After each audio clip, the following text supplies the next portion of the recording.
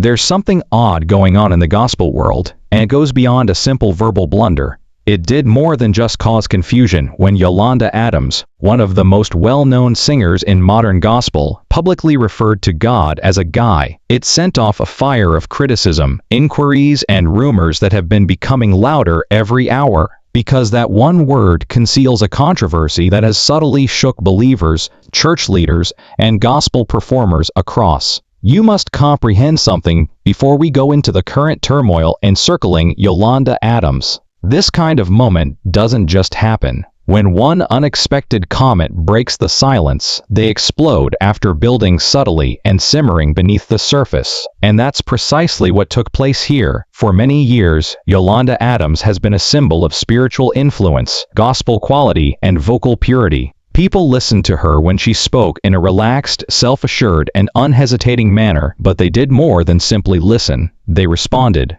Many questioned why such a simple word could elicit such strong feelings within the gospel community, while others defended her. We're revealing the true tensions that this moment revealed in this video. The depth of this discussion is astounding, and many gospel musicians were silently battling the same issue long before Yolanda Adams ever spoke. Because the plot takes a surprising turn at this point, and that's where the really incredible part begins. Depending on which tape you watched first, what transpired on stage or during the interview appeared innocuous at first. Yolanda Adams was speaking in a manner that many gospel performers do on a daily basis. Warm, sure, confident. She called God He, a term that millions of believers hear every Sunday all over the nation. However, something changed this time. The response wasn't immediate. It was explosive. Clips of her statement started making the rounds on social media within minutes. There were angry posts all over Twitter. Open criticism evolved from Instagram tales. With passionate takes, TikTok creators stitched the moment, dissecting every word she added. It wasn't the typical fan talk either. It was more intense, heavier, and deeper. Not everyone was only responding to Yolanda. They were responding to what she had said, because there was a lengthy, smoldering discussion on how gospel singers, whether consciously or unconsciously, use language to shape theology underneath that one comment. And all of a sudden, Yolanda Adams was in the center of a controversy that she might not have anticipated starting. According to some supporters, she said nothing inappropriate. Others retaliated. Words count, especially when millions of people hear them. It was that tension that turned an ordinary moment into a spark of culture. This is where the twist lies. This was not the first time a national conversation was sparked by gospel terminology. However, what followed took the dispute in a completely other path and exposed many more well-known figures. You must go below the surface, past the video, past the responses, and directly into the history of gospel culture itself to comprehend why Yolanda Adams' remark caused such a stir. Because there was more to this moment than just one word or one performer. It was about decades of hidden conflict over the vocabulary used by believers, how they discuss the divine, and how that language affects millions of people's faith. Many American churches have been referring to God using masculine language for generations. It is well known, customary, and incorporated into innumerable hymns, worship songs, and sermons. However, an increasing number of Christian philosophers, theologians, and believers have been questioning that tradition in recent years.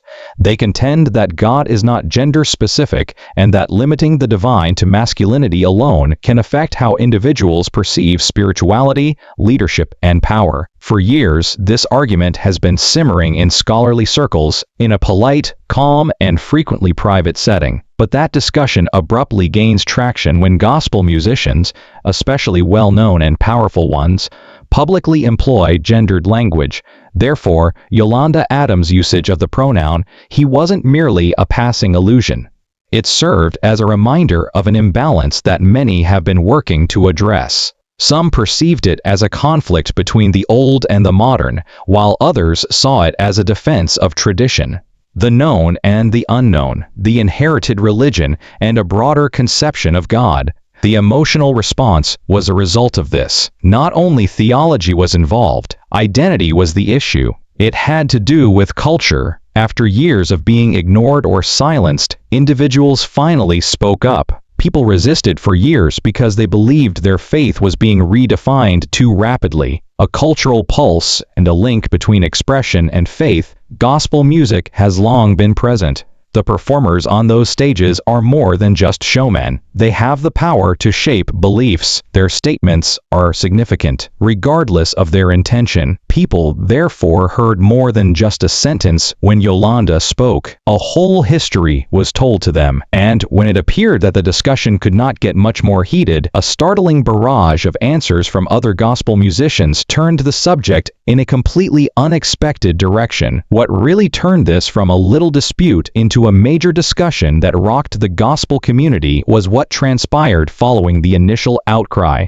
Because everything changed when gospel musicians, whose voices millions of people trust, respect, and spiritually follow, started to respond. It began subtly with a few subtly phrased posts, a few indirect comments, and a few well-written captions that made reference to the developing problem without specifically mentioning Yolanda Adams. Then, all of a sudden, it became louder, with their own interpretations, disappointments, and deeply held ideas about how God should be described. Gospel singers, worship leaders, musicians, and even church influencers came forward. Yolanda was defended by certain musicians. They presented her remark as polite, conventional, and consistent with the terminology seen in many churches. They reminded people that when discussing the divine, Christian societies have traditionally operated within well-known frameworks, and that the Bible itself frequently employs masculine pronouns.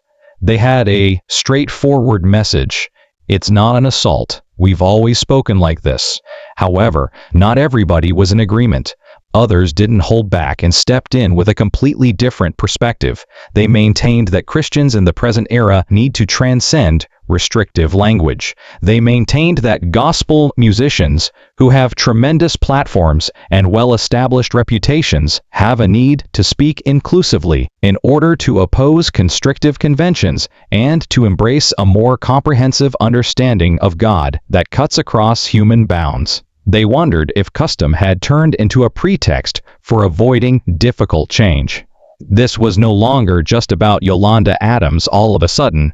It turned into a mirror, revealing more profound divisions within the gospel community that had previously gone unspoken. Private messages were sent and received behind closed doors. Fans who watched their favorite artists take sides were torn between admiration and perplexity as whispered arguments took place in studios and rehearsal spaces. Then came the most unexpected change of all. Normally mute amid conflicts, a few musicians shocked everyone by speaking out with a rawness. They acknowledged that they had long had trouble with the lyrics they employed. They disclosed instances in which clergymen or producers advised them to maintain tradition in order to keep out of trouble. They acknowledged that they had been reluctant to question established conventions out of concern for the criticism Yolanda was currently receiving. A floodgate was opened by this transparency. A single comment became the catalyst for a community reckoning that many listeners were unaware had been boiling for years. When it appeared that the gospel community had divided into two factions,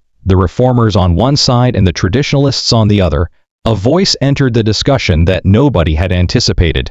It wasn't a vocalist. It wasn't a clergyman. It wasn't even a controversial person. For years, church officials had been secretly affected by the writings of this distinguished theologian, who hardly ever, if ever, participated in public debates. Everything changed when this theologian published a well-considered, meticulously researched, and unquestionably audacious video answer. They described something that most people had never heard expressed so plainly in a steady, tranquil manner. God has always been described in metaphorical rather than literal terms. They dissected the historical and cultural background of ancient texts, showing out that early Christians' use of masculine terminology was due to the fact that society at the time only acknowledged male authority, not because God was man. They didn't mean to assault. There was no defense. It was enlightening, and it sent a shockwave across the gospel world. All of a sudden, the topic of discussion shifted from right and wrong. It turned into a discussion about ignorance.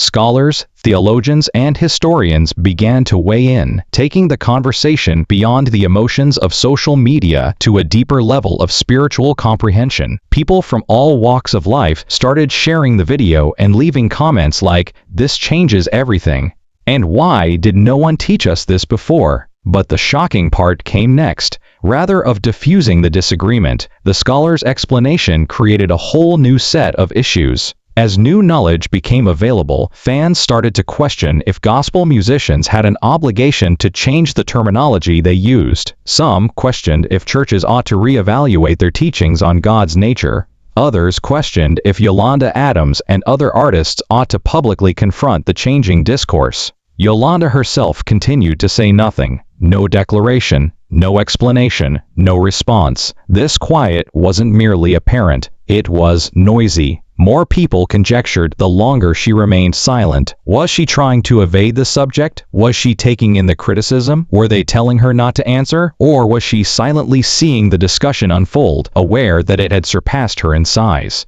Fans, reviewers, theologians, influencers, and other artists entered the void left by her silence. Everybody adds their own interpretation, and the issue remained as the days went by. It got more intense. Then the unexpected turning point arrived. Nobody anticipated that the controversy around Yolanda Adams' remark would get as hot as it did. When a brief, shaky audio recording started making the rounds online, everything changed. The footage, which was purportedly recorded backstage at a large gospel event, was first shared in private group chats, then on fan pages, and finally on all major social media platforms.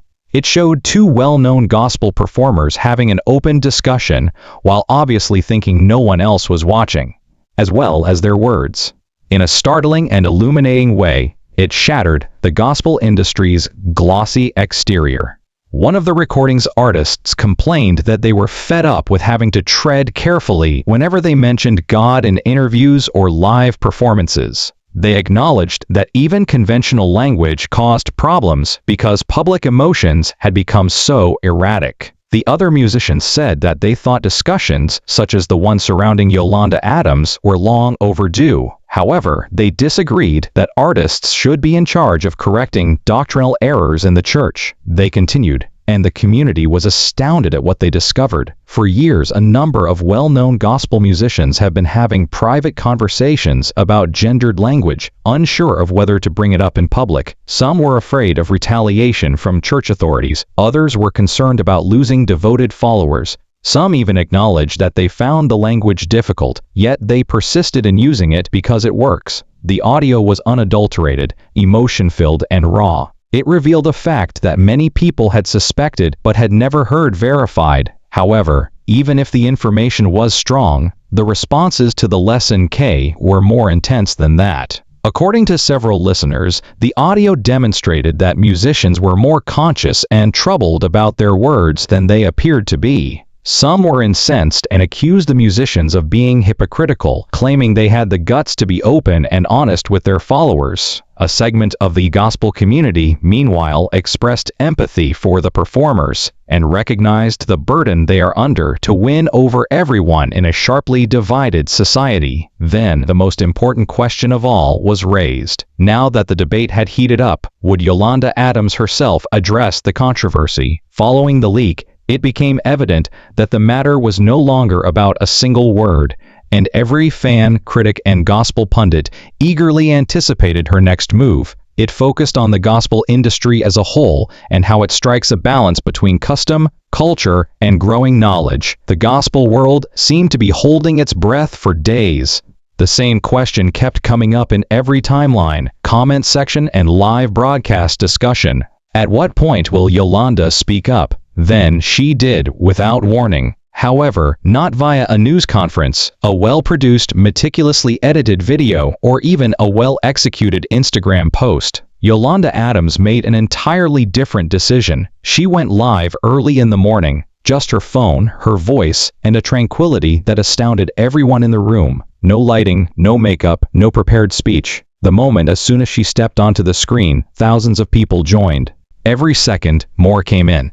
It seemed as though everyone in the gospel community realized that this was the time when everything would change. Without immediately addressing the leaked recording or the contentious debates, she started up softly, acknowledging the whirling conversations. With the tone of someone who had been observing everything, she spoke. She was at last prepared to speak in her own words after dealing with the criticism, the theological breakdowns, and the backlash. Then she took an unexpected action. She made no effort to defend herself. She didn't say sorry. She didn't retaliate against her detractors. As an alternative, she told the tale of how she came to know God, a path influenced by the words she heard in church growing up, family customs, and lessons learned as a child. She clarified that calling God, He wasn't a theological position for her. It was her spiritual roots language. It was cozy, familiar, and very intimate.